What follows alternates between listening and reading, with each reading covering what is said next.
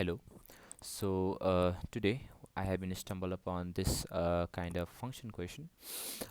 This may seem like overwhelming at first sight due to this, humongous function of px, but it's actually very easy to solve, and it's actually a no-brainer question if you try to solve using regression from the Desmos calculator. So let's try to get into the question, what the question have to say.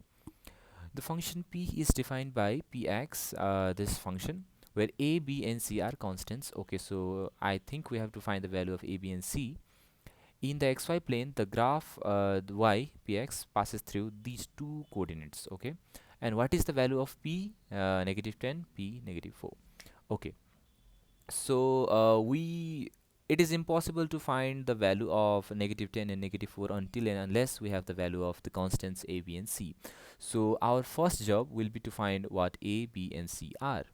Okay, so what I'm gonna do is use the property of regression in Desmos. So what is actually a regression?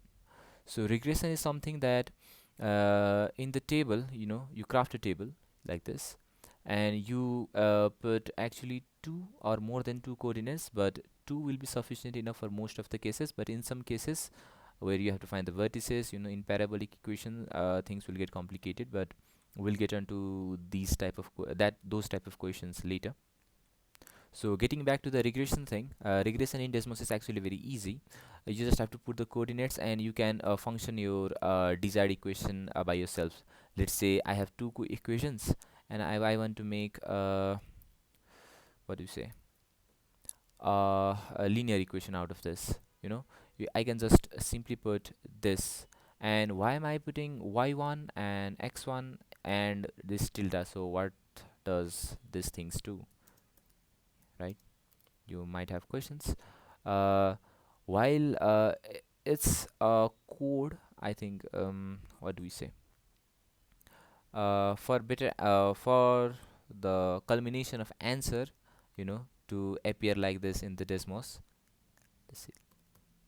this is, this seems blank. So for the culmination to generate answers, we actually have to give this equivalent sign, which is called tilde, that is actually located just below your escape key in the keypad.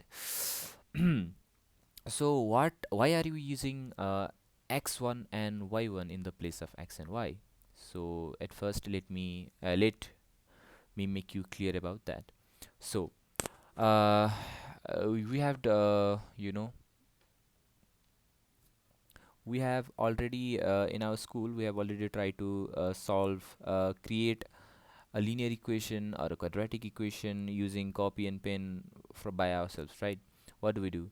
We take x1 y1 x2 y2, and then we'll try to find the slope, which is m, and we'll try to put two constants from any.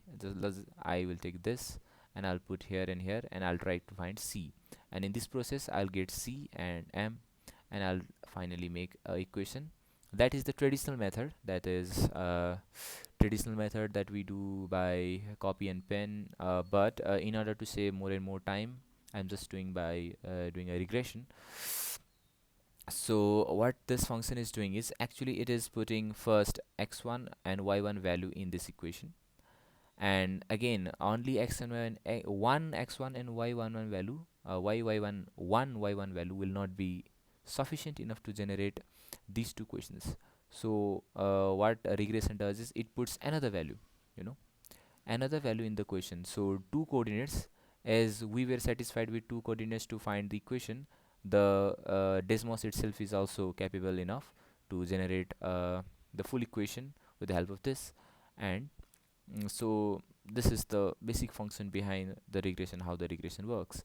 So I can use these coordinates to generate any function. So let's see, x minus h whole square plus k, and as you can see, I'm just putting x. So the Desmos is now confused which x value to put. So if I just put x1, so this will put all x1 value.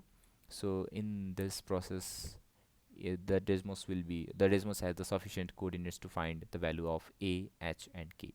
So this is the similar concept. This is the quadratic equation and this is also a quadratic equation, so this will be a no-brainer question. So let me just put on as it this as and I'll write in the question. You can see in the xy plane the graph y is equal to px, so px is just y coordinate, so we can just assume y1 is px. So let me just fill the credentials in the desmos as I have instructed myself, and I'll get back to solving this parameter question. Okay, I'm done with writing this question. As you can clearly see, I have assumed y1 as I have assumed y1 is px, and here, as I have already mentioned you, while using the regression, always remember to use x1 and y1, and there should be at least two values, one value. Putting one value, mhm, putting only one value won't work. Oh, it's working, but the answer might be changed. Let me see. Yep, the answers have changed. So it's better to put as much as the data you can. Since we have only two coordinates, we are going to solve our question with this. So as you can see, I have just what I've done is I have replaced y with y1, x with x1, and tilde equation equal to sign with tilde. So in this way, I have got the values of a, b, and c. So uh, from this moment you are free to choose. You can just put a, b, and c value in this equation and put x as -10, p as -4, and solve by hand, but it will be a hasty process as well. So what I'll suggest is you can take any function. Since we have got the values of a, b, and c, we don't have to put like this. We don't have to put like this to generate. I can just put a, okay, because the value of a has already been stored into this equation. If I remove the value, there will this will not say anything, but uh, if I take value like this, yeah, the value is stored, so we don't have to worry about the to put the value. So I'm just going to create a function. Yeah, I'm done with creating a function. You can also say it's a px, but a function is function. Okay, so this is my function now. As you can see, I have everything in order to calculate the value of p -10 and p -4. This is the function, and the value of a, b, and c are already stored in the function calculator. So uh, I'll just put p -10. See, p -10 plus p -4. So yeah, the function what it's doing is it is putting x as -10 and solving, and it's putting x as -4 here and solving, and this value plus this value culminates to 184, and 184 is our answer. And if you want to delve deeper into the concept of graph behind this, you can also see the graphs here. These two coordinates mentioned are located here and here, I guess, here. So this is our answer.